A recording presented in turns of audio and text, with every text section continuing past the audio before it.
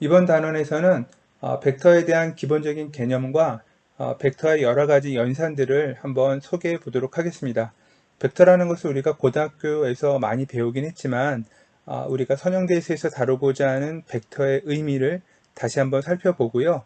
다음으로는 벡터에 대한 기본적인 덧셈이나 뺄셈 또는 내적, 그 외에도 우리가 앞으로 중요하게 다루게 되는 벡터들 간의 거리 또는 크기, 이런 것들을 한번 기본적으로 이 단원에서 다시 한번 소개해 보도록 하겠습니다. 여러분들이 이해하고 있는 벡터와 내가 앞으로 이 선형대수에서 다루려고 하는 또는 실제로 앞으로 여러분들이 취급하려고 하는 벡터의 개념을 조금 우리가 한번 정리를 한번 다시 해봅시다. 일단 여러분들이 고등학교 물리 시간에 배웠던 벡터의 개념은 이런 두 가지 신호를, 두 가지 성분을 갖는 물리적인 양으로 배웠을 수가 있어요. 매그니튜드라는 게 있고, 그 다음에 어떤 방향성, 이 오리엔테이션이라고도 가끔 얘기하는 디렉션.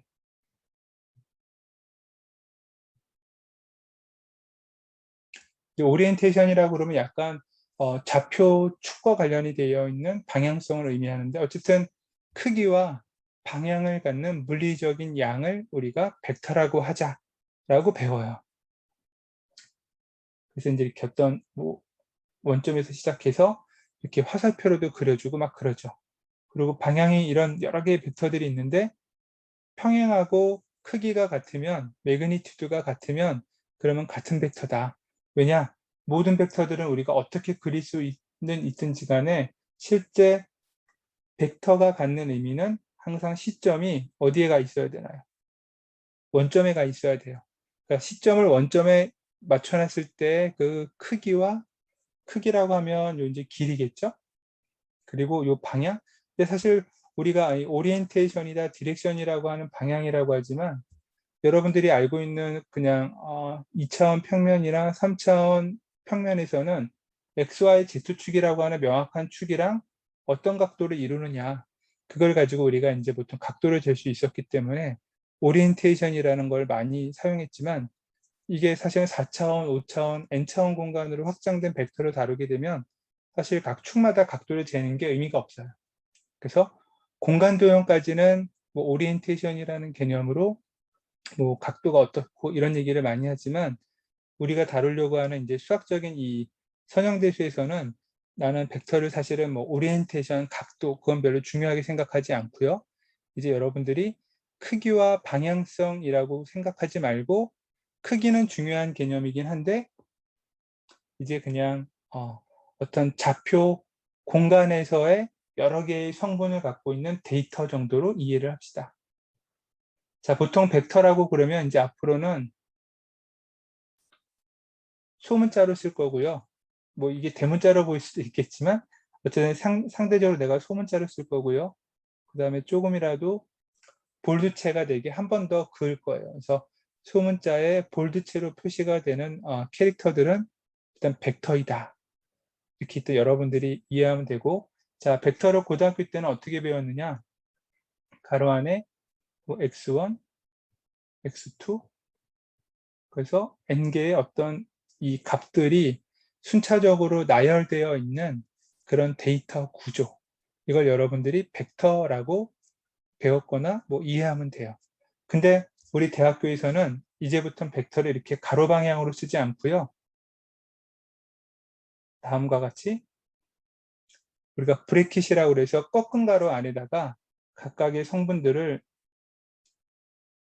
가로 방향이 아닌 세로 방향으로 쭉 아래로 나열해요. 이걸 우리가 이제 앞으로 벡터라고 쓸 거고, 이 세로 방향을 우리가 열이라고 해요. 열.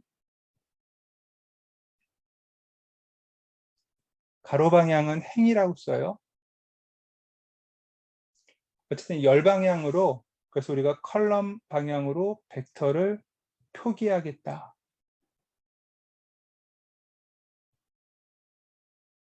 그래서 컬럼 벡터 노테이션이라는 이 용어를 여러분들이 잘 기억해 주면 좋겠습니다. 그러면 이제 지금 이 하나하나에 x1이든 엑스트루든 이런 것들을 우리가 뭐 성분 또는 뭐 어떤 뭐 구성하는 요소라고 해서 컴포넌트라고 해도 되고요. 그래서 성분이 n개로 이루어져 있을 때 우리가 보통 뭐라고 하냐면 x라는 벡터는 x1, x2 이 각각의 값들이 리얼 넘버, 실수일 때 이제 대문자 아래다가 n승을 거듭해 준 아래 n승에 해당하는 벡터 집합의 원소이다. 이렇게 표시를 해줘요. 그래서 여기를 이렇게 원소 기호로 표시해 주면 되겠네요. 그러니까 이런 개념이 이제 여러분들이 벡터의 첫 번째 의미입니다. 그래서 일단은 여러분들은 반드시 이 컬럼 벡터로 노테이션을 한다라는 걸 기억해야 되고요. 그러면 이제 저 개수가 1부터 n까지 몇 개가 되느냐에 따라서 여러분들은 이제 n차원, n 디멘전에 해당하는 벡터를 다루게 됩니다. 뭐 예를 들자면 뭐 이런 거죠. 여러분들이 잘 알고 있는 2차원 좌표. 이거는 X방향과 Y방향에 해당하는 두 개의 성분을 갖고 있어요. 그러니까 이거는 이제 우리가 간단하게 2차원에 해당하는 벡터 집합들의 원소이다. 이렇게 생각하면 될 거고 3차원에 해당하는 공간 좌표. 당연히 이거는 여러분들이 XYZ라고 하는 세 개의 성분으로 이루어진 3차원 벡터 집합의 원소라고 알고 있죠. 뭐 이런 것들이 이제 근데 지금 두 개의 이그젠플은 여러분들이 공간 도형에서 XYZ라는 직교 좌표축의 세 개의 성분을 나열한 벡터를 다뤘지만 얼마든지 우리는 벡터를 다른 거로 더 확장할 수 있어요. 일반적인 공간으로. 뭐 예를 들자면 뭐 여러분들이 스마트폰에서 가장 많이 사용하는 장치 중에 하나가 카메라죠.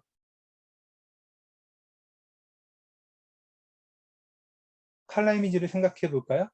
칼라 이미지는 어떻게 구성되어 있느냐? 커다란 뭐 예를 들어서 뭐 몇 바이 몇 화소가 얼마가 되는 디지털 이미지에 해당하는 개수만큼의 화소가 있어요. 뭐 이제 뭐 사각형이든 동그라미든 이렇게 화소를 쭉 그랬다고 치죠. 그러면 이런 화소 하나하나에 여러분들이 알고 있는 칼라 성분이 어떻게 되어 있느냐? 빛의 삼원색인 RGB가 각각 들어가 있어요. 그리고 이 RGB는 0부터 255라는 정수값을 갖죠. 그래서 R이 0이면 뭐 빨간색 성분이 하나도 없는 거고요. 완전히 파란색이다? 그러면 R과 G는 0이고 B만 255예요. 완전히 빨간색이다? 그러면 이제 R만 255고 B는 0이죠. 회색이나 빨간 흰색이다. 그러면 RGB 3개의 값이 똑같아요. 그래서 RGB가 000부터 111, 22, 255 이렇게 되면 검은색부터 이제 어두운 회색, 밝은 회색, 그러다가 흰색 그렇게 가죠. 여러분들이 알고 있는 RGB가 이 빛의 삼원색 3개로 이루어진 게 칼라 이미지예요. 그러면 여러분들이 이제 딥러닝 같은 걸 할 때 칼라 이미지를 입력으로 집어넣죠. 그러면 이 각각의 픽셀에 해당하는 이 RGB라는 3개의 성분을 3차원 벡터처럼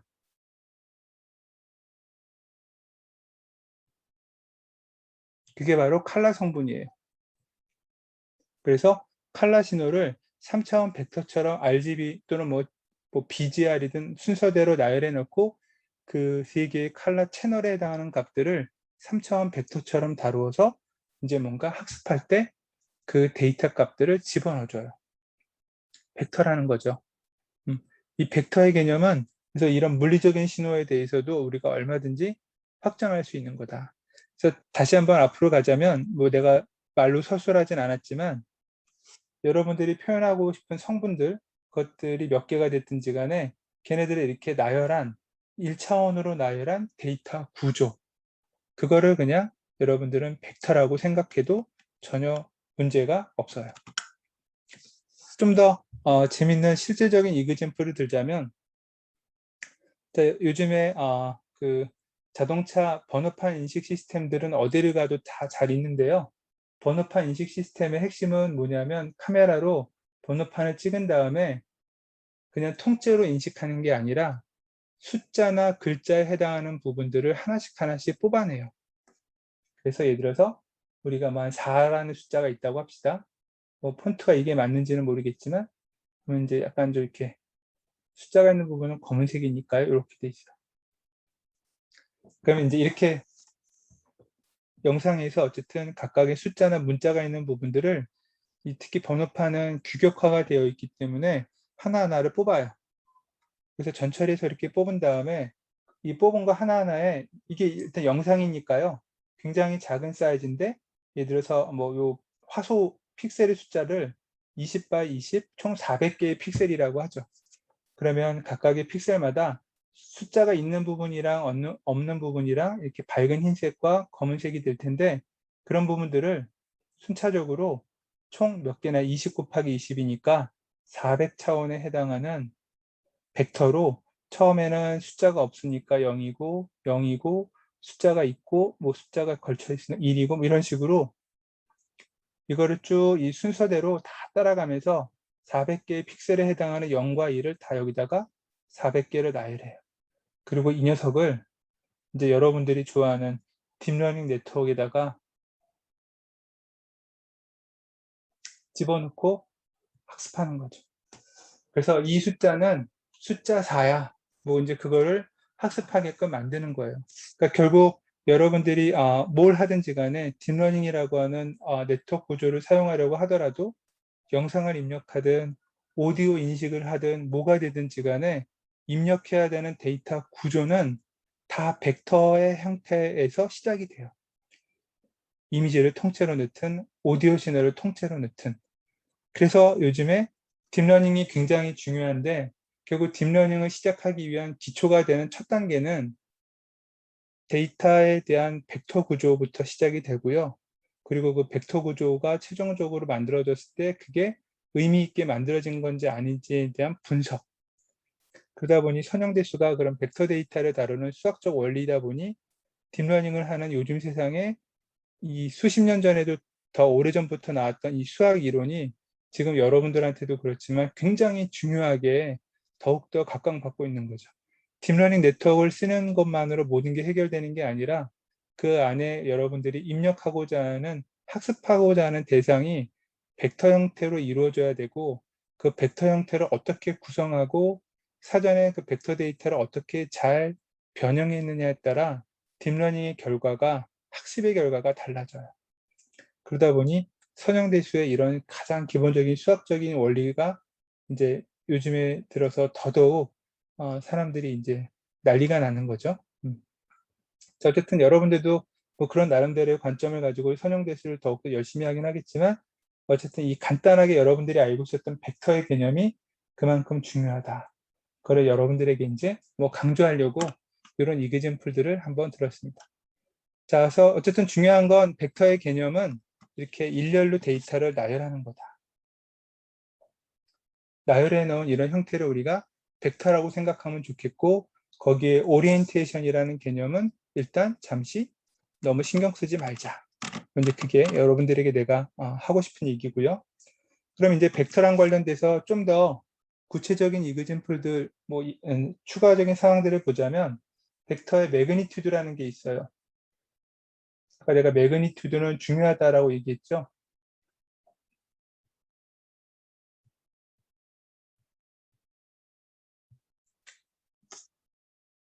뭐 여러분들도 이제 잘 알겠지만 벡터의 뭐 일단 길이라고 생각할 수도 있고요. 우리가 매그니튜드는 이렇게 이제 절대값을 나란히 두 번 한 걸 쓰는데 이렇게 절대값을 취하는 걸 노음이라고 그래요. 크기 또는 길이를 나타낸다라고 해서 수학적으로 노음이라는 표현을 쓰고요.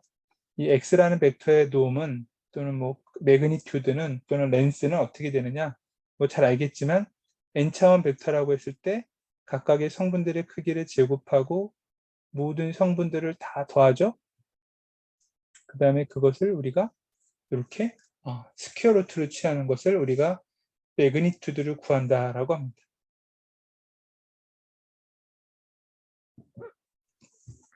이 벡터가 x라고 그러면 노음이 벡터의 길이가 의미하는 건 반드시 오리진부터 이 끝점까지 이르는 이 길이가 바로 벡터 x의 노음이다. 이렇게 얘기를 할 수 있겠죠. 여기는 약간 표시가 좀 잘못됐네요.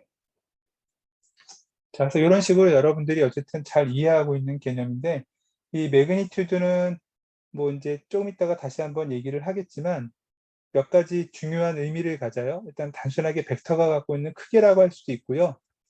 이 벡터의 크기가 갖는 의미가 중요할 때도 있고, 아니면 우리가 크기를 전부 다 1이 되도록 규격할 필요가 있어요. 우리가 그걸 이제 노멀라이제이션이라고 그러는데, 한마디로 벡터의 크기가 1이 되도록 만들어주는 거죠. 그 방법은 원래 오리지널 벡터 각각의 성분들이 있고, 그 벡터의 실질적인 이 길이로 다시 각각의 성분들을 나눠주면, 그러면 이제 이 녀석의 노음은 1이 되겠죠. 그죠? 그러니까 우리가 이런 걸 우리가 노멀라이제이션이라고 얘기하는데, 이런 노멀라이제이션의 조건을 잘 만족해야만 나중에 중요한 벡터 간의 거리를 재건할 때 중요한 의미를, 그러니까 어려움, 잘못되는 문제를 우리가 피해 나갈 수가 있습니다. 그래서 그런 부분들을 다시 한번 다른 이그젬플을 통해서 한번 얘기를 해보죠. 자, 그래서 먼저 이제 벡터의 매그니튜드에 대한 개념을 얘기했고요. 또 여러분들이 기억해야 되는 중요한 사항들은 이제 벡터라는 새로운 약간 수 같은 체계를 배웠으니까 덧셈과 뺄셈을 한번 뭐 간단하게 보죠.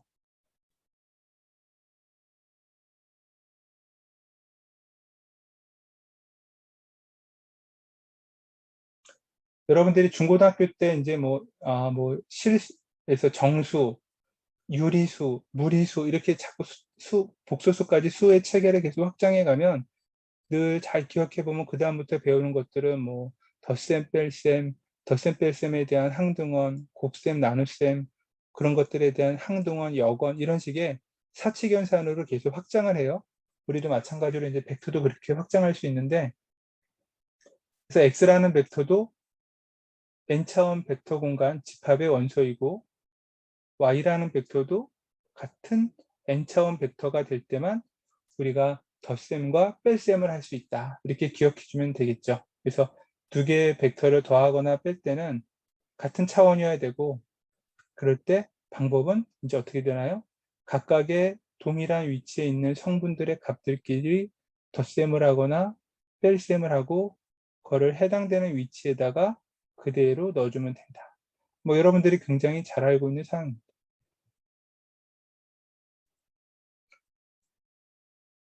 그럼 이걸 우리가 이제 예를 들어서 뭐 그래픽하게 표현하자면,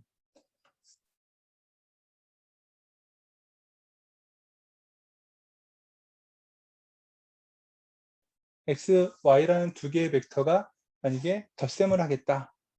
그러면 두 벡터를 우리가 이제 이렇게 평행사변형법이라고 그러죠. 그죠? 평행사변형법에 의해서 두 개의 시점을 일치시켜주고, 그 일치시켜준 시점에 대해서 두 개의 벡터를 평행하게 이렇게 대각선 방향으로 붙여주면 되는 게 일단 덧셈이고요.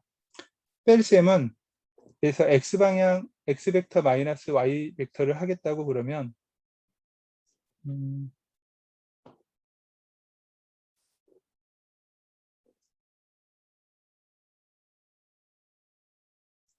x벡터 방향에 해당하는 방향으로 화살표가 이어지도록 두 끝점을 연결해주는 방향.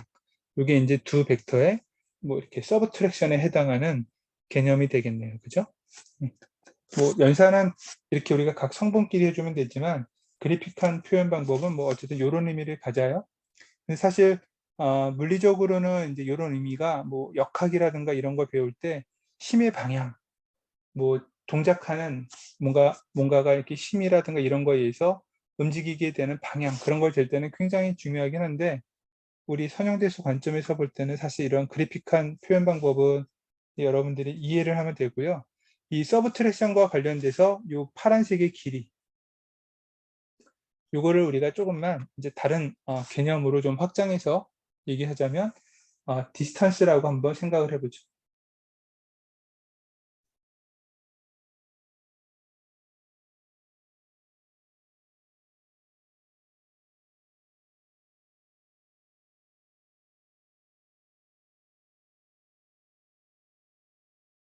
제목은 두 개의 벡터 사이의 거리라고 했어요. 그러니까 디퍼런스 또는 뭐 비슷한데요. 디스턴스를 여러분들이 차이라고 그래서 디퍼런스라고 해도 좋을 것 같아요.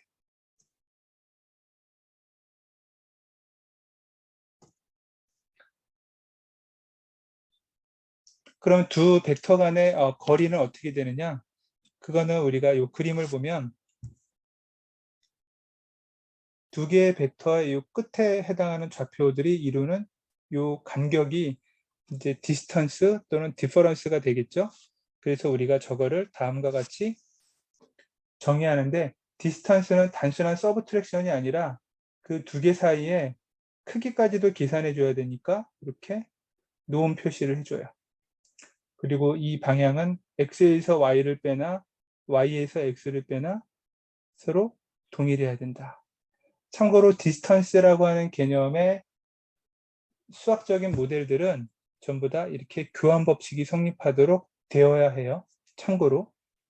자, 그래서 어쨌든 이거는 여러분들이 잘 아는 거죠. 이제 벡터의 노음이고 y-x나 x-y나 벡터 서브트랙션이고 그거의 디스턴스, 매그니튜드를 구하는 거니까 결국에는 xi와 마이너스 yi 요거의 제곱, 걔네들의 모든 성분에 대해서 다 더할 거고요.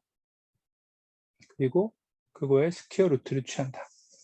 그냥 정의 그대로 써놨어요. 그렇죠? 요게 이제 두 개가 벡터 간의 거리 또는 벡터 간의 디퍼런스. 그러니까 얼마나 다르냐라는 얘기하는 하나의 우리가 이제 많이 쓰게 되는 방법인데, 이 방법을 여러분들이 이제 조금 더 명확하게 기억해 줄 필요가 이제 여러 가지 조건에 따라서 기억해 줄 필요가 있어요. 자, 방금 얘기한 대로 이제 디퍼런스라고 그랬으니까 또는 디스턴스라고 했으니까 한번 간단하게 한번 이그젬플을 보죠. 여기 x라는 벡터가 있고요. 여기 y1이라는 벡터가 있어요. 그리고 y2라는 벡터는 굉장히 커가지고 여기 y2라는 벡터가 있어요. 그럼 이제 여러분들이 간단하게 x와 y1 사이의 거리,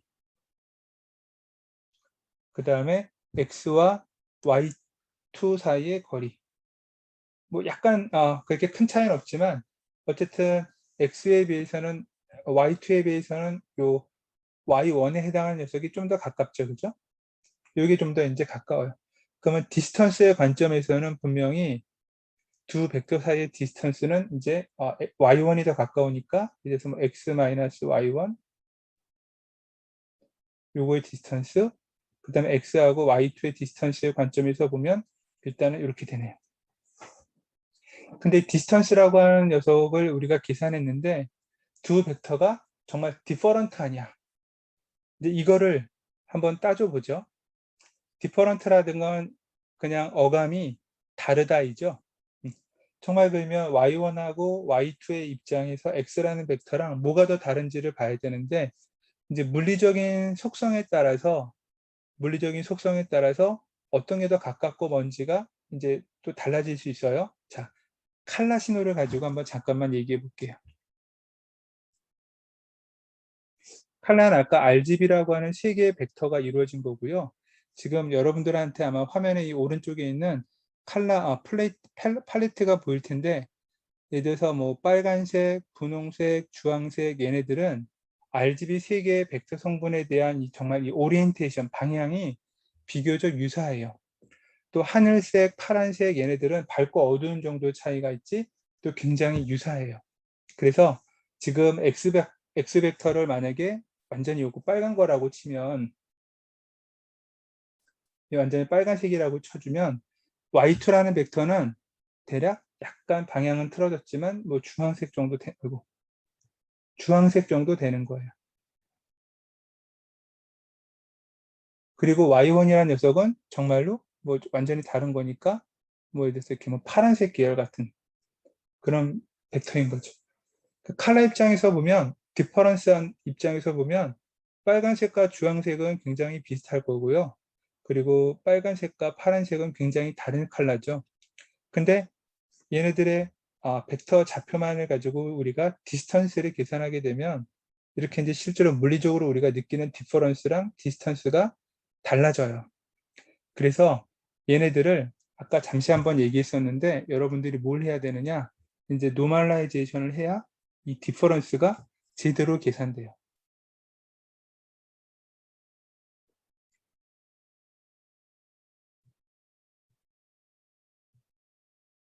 그러니까 한마디로 벡터들 3개의 크기를 동일한 길이가 되도록 만든 다음에 비교를 해야 좀 더 진정한 의미의 이 디퍼런스를 우리가 체크할 수 있는 거죠. 디스턴스는 벡터의 크기, 매그니튜드가 너무 차이가 나면 그것만으로도 굉장한 차이가 나요. 근데 물리적으로 우리가 단순하게 디스턴스를 계산하는 대상이 있고 칼라처럼 디퍼런스의 관점에서 보는 게 있는데, 여러분들이 이제 나중에 더 많은 데이터들을 다루다 보면 내 말이 좀 더 잘 이해가 되겠지만 지금은 굉장히 추상적이고 어렵죠. 그래서 중요한 건 뭐냐? 여러분들이 디스턴스, 디퍼런스 이 벡터들의 개념을 구할 때 때로는 해당되는 벡터들의 크기를 노멀라이제이션 해주고 비교를 하는 게 굉장히 중요하다라는 거예요. 그래서 y1의 크기는 노멀라이제이션해서 이만큼이 되고요. 그 다음에 이 녀석의 크기는 실제로는 이제 한 요만큼이 되는 거죠. 같은 크기니까. 그리고 요거의 크기는 또 비슷하게 요만큼이 되는 거예요. 좀 이 정도. 그러면 이제 이 3개를 갖고 하게 되면 어떻게 되나요? 2개의 거리, 2개의 거리 이런 식으로 이렇게 차이가 날 테니까 상대적으로 훨씬 더 디스턴스도 가까워지죠. 그러니까 노멀라이제이션의 의미를 우리가 적용할 때랑 안 할 때랑 저 디스턴스가 우리에게 실질적으로 주는 의미가 완전히 달라져요. 그래서 이건 이제 어떤 의미를 갖느냐? 여러분들이 딥러닝 네트워크를 이용해서 뭐 영상 데이터가 됐든 무슨 임의로 여러분들이 추출한 온갖 센서들 데이터가 됐든 그것들을 다 벡터처럼 만들어서 학습을 해요. 어떤 센서 데이터는 0부터 뭐 100부터 1000까지 변하고요. 어떤 센서 데이터는 0에서 0.1 사이로 왔다 갔다 해요. 0에서 0.1 사이로 왔다 갔다 하는 데이터의 그 크기가 0에서부터 1000으로 왔다 갔다 하는 데이터의 그 크기랑 비교하게 되면 어떻게 되나요? 그 변화가 0에서 1000 변화하는 거에 별로 영향을 안 주겠죠. 그래서 각각의 데이터들의 크기가 노멀라이제이션이 되도록 0에서 1000도 0에서 10으로, 0에서 0.1도 0에서 10이 되도록 스케일링을 해주고 입력해주면 좀 더 각각의 변수들이 정확하게 반영된 학습을 할 수가 있어요. 그런 개념이 각 성분들에 대한 노멀라이제이션인데 그 벡터의 크기를 전체를 노멀라이제이션 하다 보면 이제 그런 조건들이 어느 정도 자연스럽게 이루어진다는 거죠.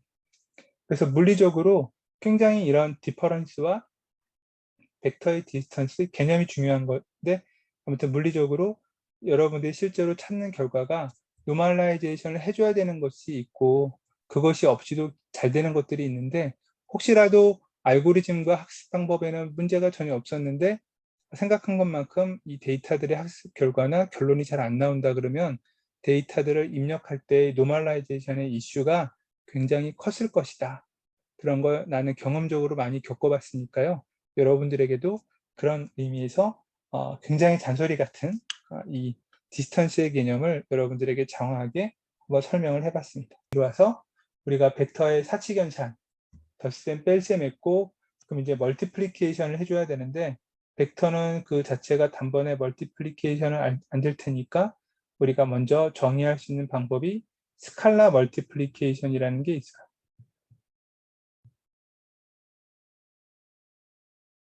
그래서 그 첫 번째는 어떻게 되나요? 그러니까 어떤 x라는 벡터에다가 실수배를 해주겠다. k배를. 그럼 이것은 각각의 성분에다가 우리가 그냥 실수배를 해준다. 물론 매그니튜드가 어떻게 되나요? k배 되는 거죠. 그죠? 뭐 그런 식으로 우리가 쉽게 생각할 수 있는 게 이 스칼라 멀티플리케이션의 개념이다. 뭐 요거는 이제 사실 뭐 별로 여러분들에게 어려움이 없는데, 그럼 이제 멀티플리케이션과 관련된 두 번째 중요한 개념은 뭐냐면 벡터들 간의 내적이에요. 뭐 여러분들이 잘 알 거라고 생각은 되지만 그 내적이라고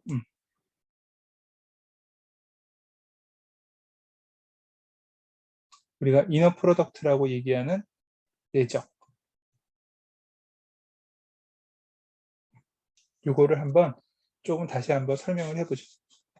여러분들이 알고 있는 벡터의 내적, 뭐 이거는 일단 데피니션은 잘 알고 있을 테니까 사실 뭐 크게 신경이 쓰이진 않지만,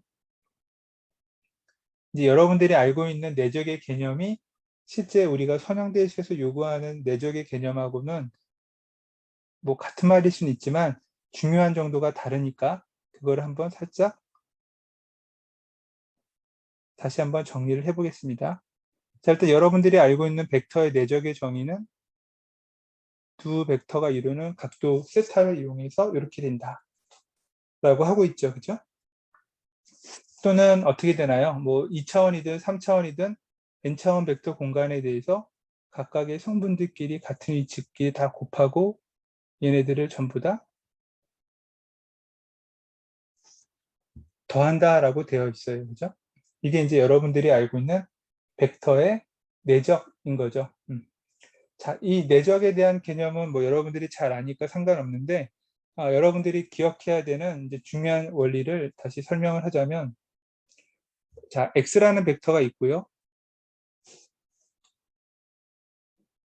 이렇게 이제 y라는 벡터가 있어요. 자, x 벡터의 길이 곱하기 y 벡터의 길이 곱하기 코사인 세터인데, 우리가 일단 x를 기준으로 y 벡터 길이 곱하기 코사인 세타를 하면 뭐가 되느냐? y 벡터 길이가 마치 빗변의 길이처럼 되고 코사인 세타는 여기가 세타니까요. 결국 y 곱하기 코사인 세타라는 요 녀석은 x방향의 요 직선, 그 방향으로 이렇게 수직을 내리고요. 그 요 길이가 바로 y 벡터의 길이 곱하기 코사인 세타죠. 그렇죠? 삼각함수에 의해서 반드시 y가 x축으로 어떻게 되나요? 수선의 발의 좌표가 바로 내려지는 요 길이가 바로 y 곱하기 코사인 세타예요. 만약에 x라는 벡터의 크기가 길이가 1이라고 하면 어떻게 될까요? 내적을 하게 되면, 그러면 x 벡터의 크기는 1이니까 y 크기 곱하기 코사인 세타인데요. y 크기 곱하기 코사인 세타가 의미하는 건 y라는 벡터를 x방향 벡터의 이 직선축에다가 수선의 발의 좌표를 내린 길이에요. 이 수선의 발의 좌표를 내리는 걸 여러분들이 정사형이라고 했을 거고요. 이거를 우리는 프로젝션이라고 불러요.